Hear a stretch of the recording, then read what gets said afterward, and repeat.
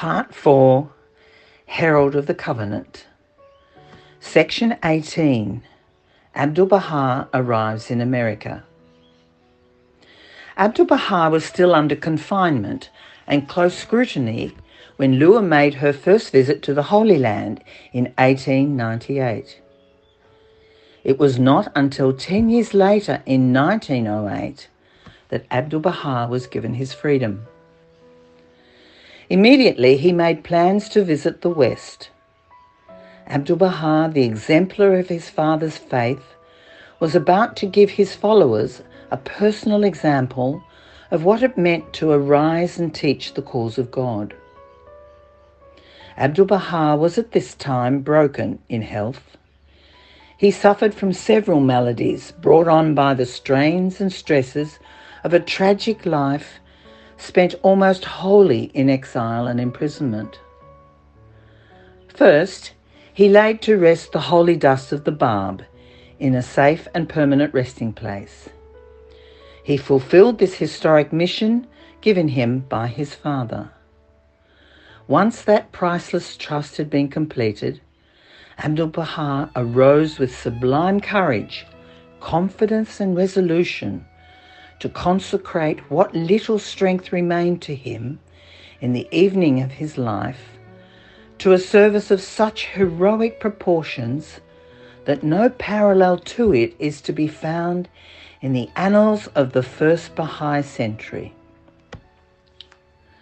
The son of Bahá'u'lláh was soon to travel, first to Egypt, then to Europe, and later to America. His grandson and guardian of the Bahá'í Faith, Shoghi Effendi, has written that these journeys would mark, if we would correctly appraise their historical importance, a turning point of the utmost significance in the history of the century. Abdu'l-Bahá, Lua's beloved master, was free at last. He was on his way to ignite fires that would never be quenched. Except for a brief period during the First World War, Abdu'l-Bahá would now enjoy to the end of his life a freedom which has never since been withdrawn from the institutions of the Bahá'í Faith at the World Centre. So momentous a change in the fortunes of the faith was the signal for such an outburst of activity on his part as to dumbfound his followers in the East and West with admiration and wonder, and exercise an imperishable influence on the course of its future history. One of the greatest days of Lua's life was the 11th of April, 1912, when her dream came true and the steamship Cedric sailed into New York Harbour, bringing Abdu'l-Bahá on his historic visit to the shores of America. Abdu'l-Bahā's arrival was an occasion for excitement, not only among the Baha'is, but for the press and the people of New York as well. Newspaper reporters and news service representatives came aboard the Cedric at quarantine and interviewed Abdu'l-Bahá coming up the bay. Versions of that historic interview appeared in newspapers all over America and around the world. It was the greatest signal incident of proclamation of the faith of Baha'u'lláh since the days of its birth. Abdu'l-Bahá had truly, as promised by his father, raised his voice in the West. The following account is a description both of Abdu'l-Bahá himself and the purpose of his mission, written not by a Bahá'í, but by a newspaper correspondent representing the New York City News Association. The press was keenly interested in the words of an exile and a prisoner who, after half a century of such suffering, was free to speak at last to the world.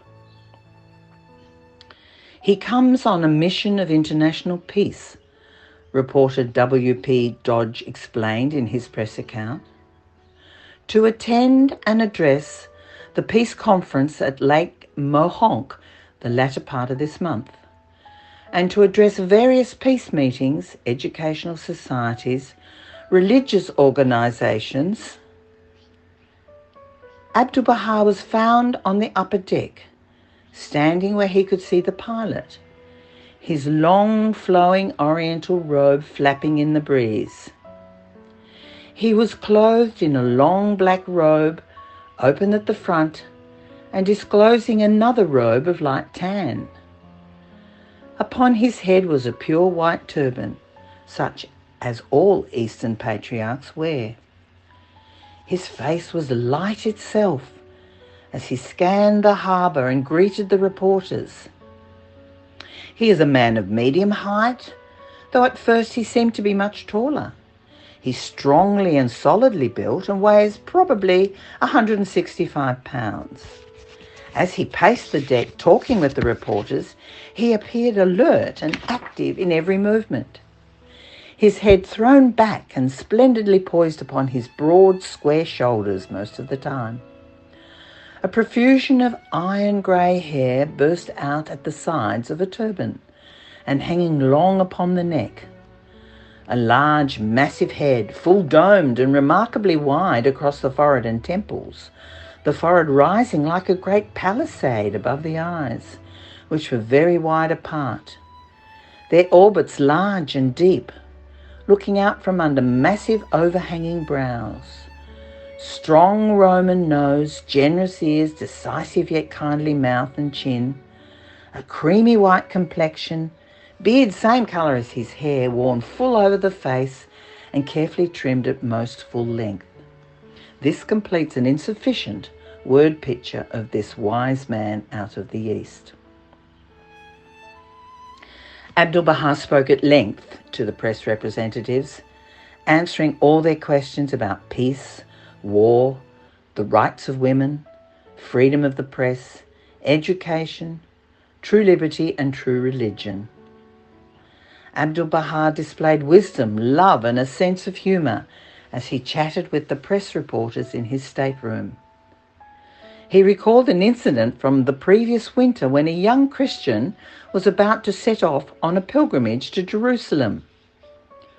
The pilgrim was worried, feeling that he did not have the right spirit and sense of reverence.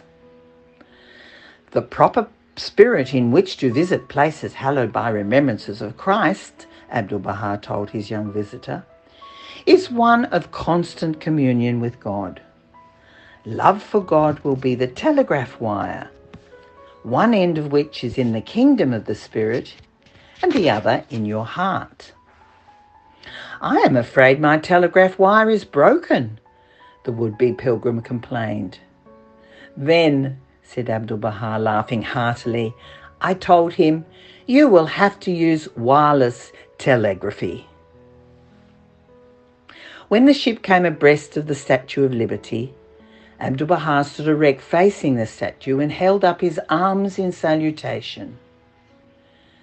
There is the new world symbol of liberty and freedom, he said.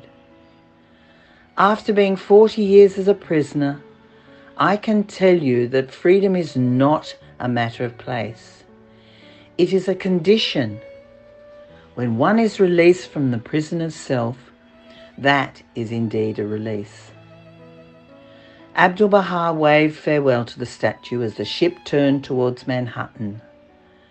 To the reporters he said, in former ages it has been said, to love one's native land is faith. But the tongue in this day says, glory is not his who loves his native land, but glory is his who loves his kind, humanity. Abdu'l-Bahá gazed up at the jagged skyline of those stone canyons of New York. These, he said, are the minarets of Western world commerce and industry. Abdu'l-Bahá suggested to the reporters that just as these buildings reached heavenward, so should the people occupied them be always striving for the betterment of humanity, for universal peace, and for the good of all nations and mankind in general. The bricks make the house, he told them, and if the bricks are bad, the house will not stand.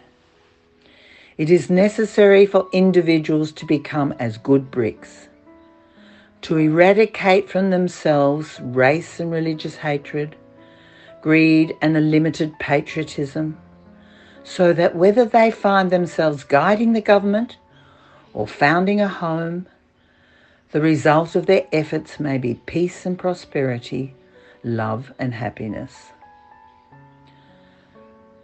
Such were the words first spoken by Abdu'l-Bahá in America.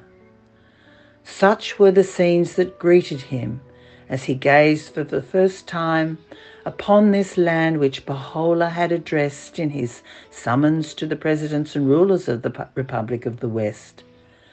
Now Abdu'l-Bahá was in one of those lands to help its leaders bind the broken with the hands of justice. Words which Baha'u'lláh himself had directed to these same rulers.